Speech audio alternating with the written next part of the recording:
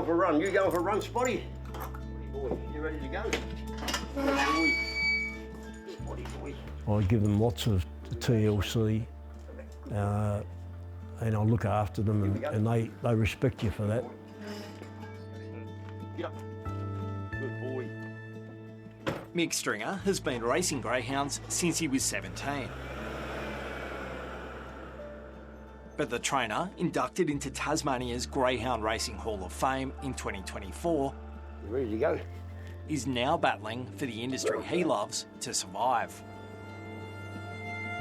I can't see why the hell they want to close it down. We've done nothing wrong. Come on, boy. It's well regulated. Good boy.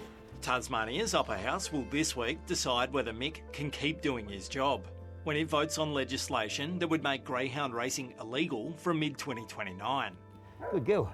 The legislation was announced as a policy concession by Premier Jeremy Rockliff following last year's state election, as his Liberal Party battled to stay in power.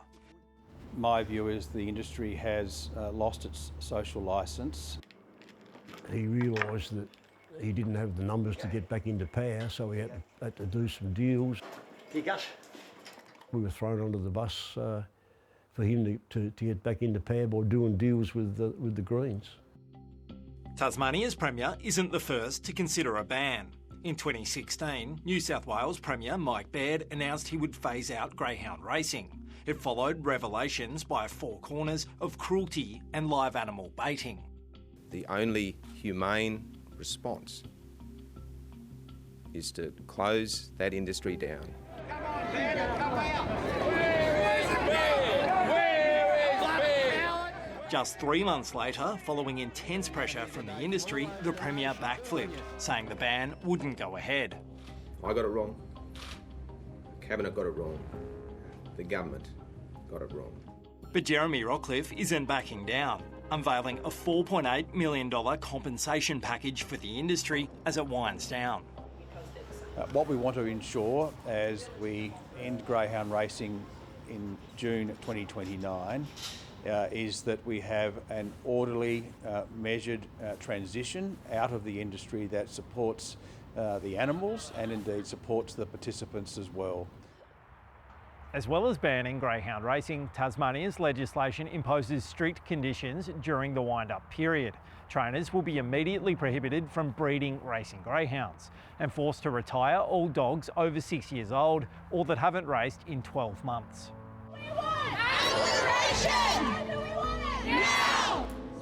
Over the years, animal rights activist Christy Alger has captured drone footage of facilities and helped rehome ex-racing dogs. You know, the things that I've seen and the stories that have heard are things that should never occur. She says it's crucial the industry is banned. The very core of greyhound racing is animal exploitation. You can't have greyhound racing without the exploitation of animals. Off we go, darling. We understand that to maintain our future, we have to be looking to be best practice, and that's exactly what we're doing. Away racing. Greyhound racing is legal everywhere except the ACT, where it's already outlawed. But it is under scrutiny.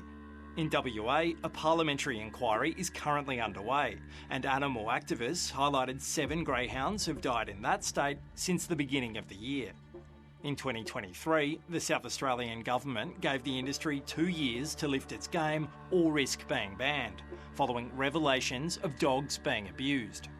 The regulators in each of those states have stepped in and done what they've needed to do. Those bad actors have been removed from the industry, permanently removed from the industry. We don't condone any of that stuff.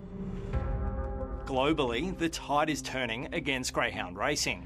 Mexico's last track closed in 2024, and it's set to be banned in Scotland, Wales and New Zealand later this year. Of the 90 regulated greyhound tracks still operating around the world, Australia has about half of them. We don't want to see dogs shattering their forelegs on tracks. We don't want to see, the dogs coming through rescues who are appallingly treated and sick and discarded and dying. Advocates say there have been 60 injuries in Tasmania already this year. On Monday night in Launceston, there was this crash.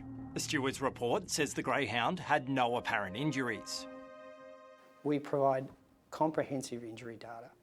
Every scratch, abrasion, cut, over 80% of the injuries, so-called injuries, are fully recovered in less than 21 days. The Upper House is set to vote on the bill tomorrow.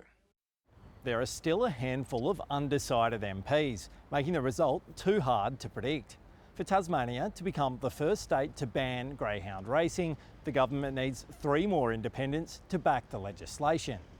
We need to support the industry to exit with dignity. That needs to happen this week. I'm confident that with all the information available to Upper House members, that will happen. We like to think that we've got a good chance because there's some very clever people in the Upper House. There's some very good politicians in the Upper House. There's people there that that believe in good governance, and they've seen that this is not good governance.